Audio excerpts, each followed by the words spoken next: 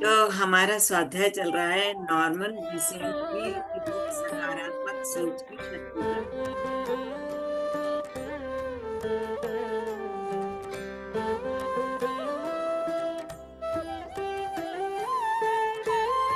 तो सहज ऊर्जा के लिए रिलैक्स रहे, हमारा चैप्टर चल रहा है। नहीं, म्यूजिक चालू हो रही है। हाँ म्यूजिक चालू हो रही है, कुछ ही नहीं सुना।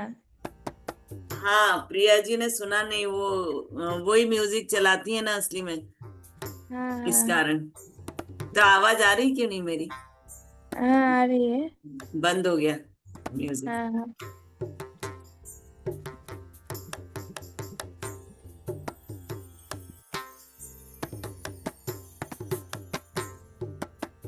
तो हमने कल देखा कि हमें बीच बीच में रिलैक्स होना चाहिए, एकदम भाग दौड़ नहीं करना चाहिए। आगे आगत आथर कहते हैं, एक रात वाशिंगटन के से न्यूयॉर्क वाली ट्रेन में मेरी मुलाकात एक मित्र से हुई।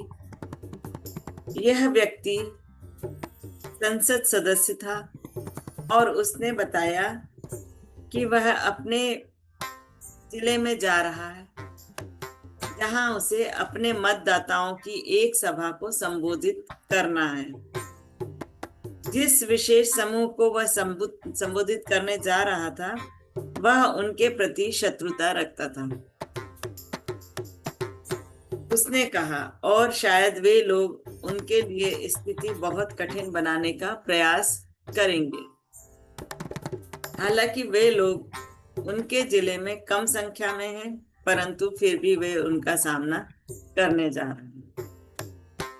तो जहां वो भाषण देने जा रहे थे, सांसद, तो वो उनके अपोज में थे वो लोग, लेकिन इसके बाद भी वो शांति से उस जगह जा रहे थे। वे अमेरिकी नागरिक हैं और मैं उनका प्रतिनिधि हूँ। अगर वे मुझसे मिलना चाहें तो उन्हें मुझसे मिलने का अधिकार है। आप इस बारे में ज्यादा चिंतित नहीं लग रहे, मैंने टिप्पणी की। नहीं, उसने जवाब दिया, अगर मैं चिंतित हो गया तो मैं तनाव में आ जाऊंगा। मतलब चिंता के कारण व्यक्ति तनाव में आता है, ये बात स्पष्ट हो गई। और मैं स्थिति का अच्छी तरह से सामना नहीं कर पाऊंगा, और तनाव में आ जाऊंगा तो स्थिति का सामना नहीं कर पाऊंगा। क्या आपके पास इस तनावपूर्ण स्थिति का सामना करने का कोई खास तरीका है? मैंने पूछा। हाँ, उसने जवाब दिया, काफी शोरगुल होगा, परंतु मेरे पास तनाव में आए बिना इन स्थितियों का सामना करने का तरीका मौजूद है।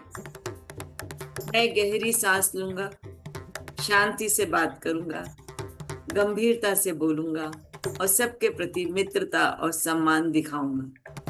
अपने गुस्से पर काबू रखूंगा और ईश्वर में विश्वास रखूंगा कि वे सब कुछ ठीक कर देंगे।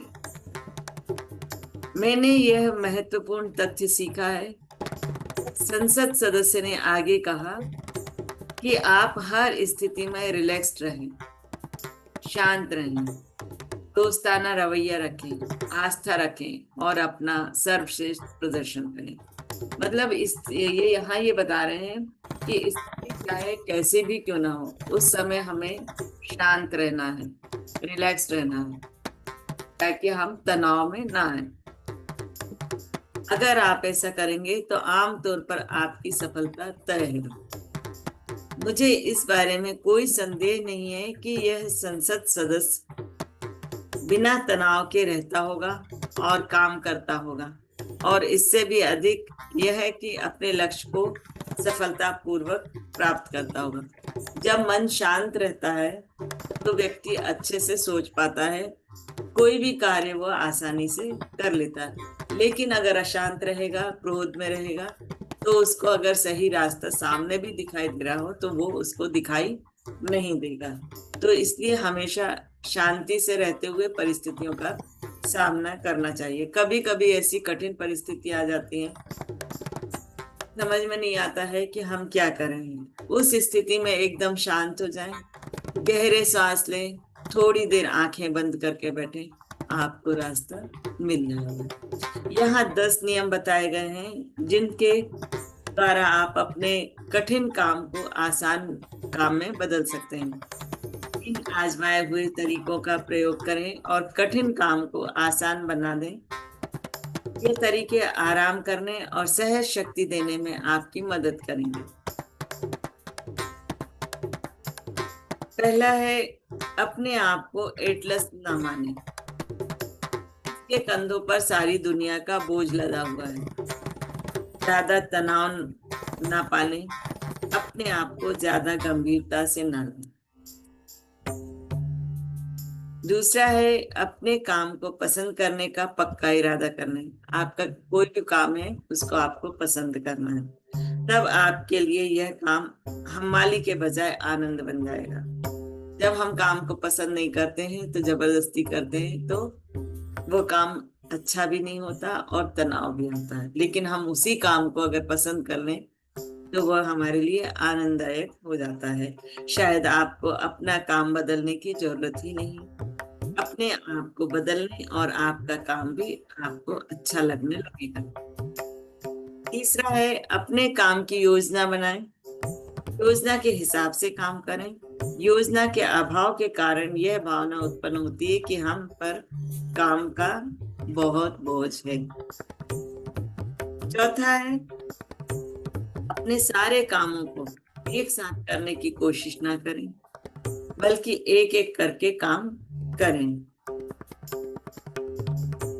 और अपने आप से कहें, मैं हर काम कर सकता, जो काम आप कर रहे हैं मैं ये काम कर सकता हूँ या मैं ये काम करूंगा।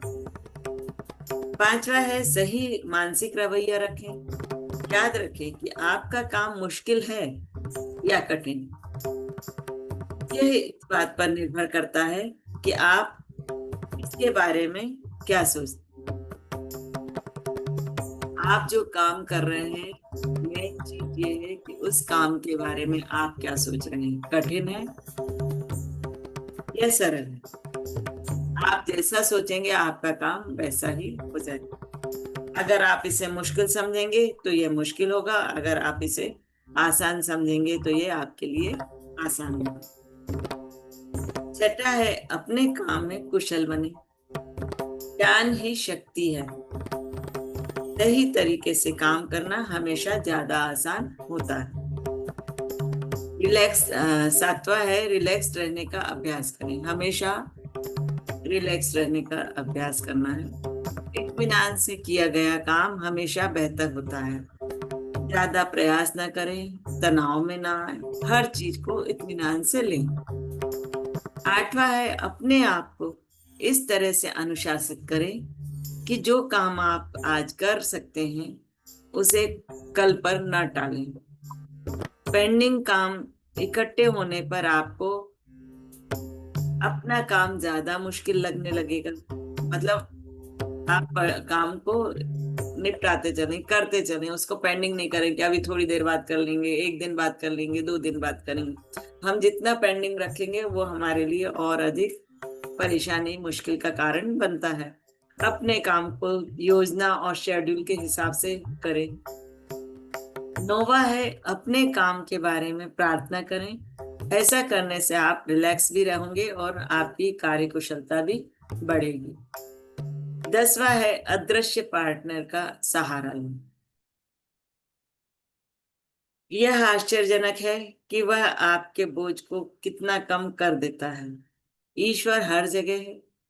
वह आपके ऑफिस, फैक्ट्री, स्टोर या किचन में भी मौजूद है, जितना कि वह धार्मिक स्थलों में मौजूद है। वह आपके काम के बारे में आपसे ज्यादा जानता है। उसकी मदद से आपका काम आसान होगा। तो हर चीज को हमें अपने ऊपर नहीं लेना है, वो अदृश्य शक्ति से हमारे को हमेशा संपर्क में रहना है। ईश्वर कह लो, शक्ति कह लो, आप जिस नाम से उनको पुकारते हैं, वो हमेशा आप हर पल हर क्षण आपके साथ है और वो आपकी काम में सहायता करेंगे। तो हमारे स्वाध्याय को हम यहाँ पर रोकते हैं। किसी को